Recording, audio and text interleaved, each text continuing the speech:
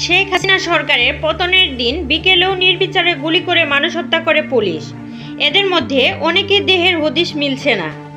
যেমন গাজীপুরের কোনাবাড়িতে পুলিশের গুলিতে নিহত হৃদয়ের মরদেহ কোথায় কারোর জানা নেই। মরদেহের হদিশ না মিললেও স্থানীয় সাংবাদিকদের নামে মামলা নিয়ে বসে আছে পুলিশ। সব মিলিয়ে হযবরল অবস্থা। গত 5 আগস্ট বিকেলে গাজীপুরের কোনাবাড়ি থানার পাশে এই ঘটনা ঘটে। ভিডিও ফুটেজে দেখা যায় কয়েকজন পুলিশ সদস্য একটি ছেলেকে ধরে রেখেছে। পেছন থেকে আরেকটি পুলিশ সদস্য ছেলেটির শরীরে শটগান ঠেকিয়ে গুলি করে দেয়। সাথে সাথেই মাটিতে লুটিয়ে পড়ে অজ্ঞাত ওই কিশোর।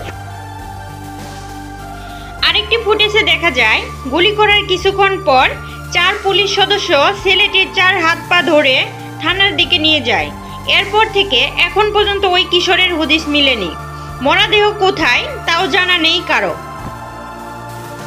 প্রত্যক্ষদর্শীরা বলেছেন, ছেলেটিকে গুলি করে হত্যার পর বস্তায় ভরে মরদেহ থানার ভিতরে নিয়ে যায় পুলিশ সদস্যরা।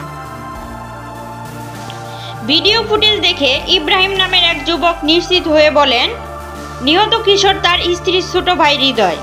বাড়ি টাঙ্গাইল হলেও পড়ালেখার খরচ ও সংসারের হাল ধরতে কোনাবাড়িতে অটোরিকশা চালাতো। একমাত্র ছেলেকে হারিয়ে পাগল প্রায় হৃদয়ের পরিবার।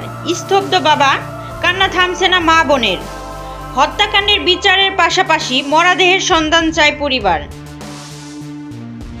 স্থানীয়রা বলেছেন, হৃদয়ের মরদেহ সহ আরও কয়েকটি মরদেহ ওই দিন রাতে গুম করেছে কোনাবাড়ি থানা পুলিশ। মরদেহের হদিশ না পাওয়া গেলেও ওই ঘটনায় কোনাবাড়ি থানায় একটি হত্যা মামলা রুজু হয়েছে, যেখানে আসামি করা হয়েছে স্থানীয় 5 সাংবাদিক সহ কয়েকজনকে। এছাড়া জানা যায়, মামলার বাদীর দাবি, নিজের দায় এড়াতে পুলিশ ইচ্ছামতো নাম দিয়ে মামলা রুজু করেছে।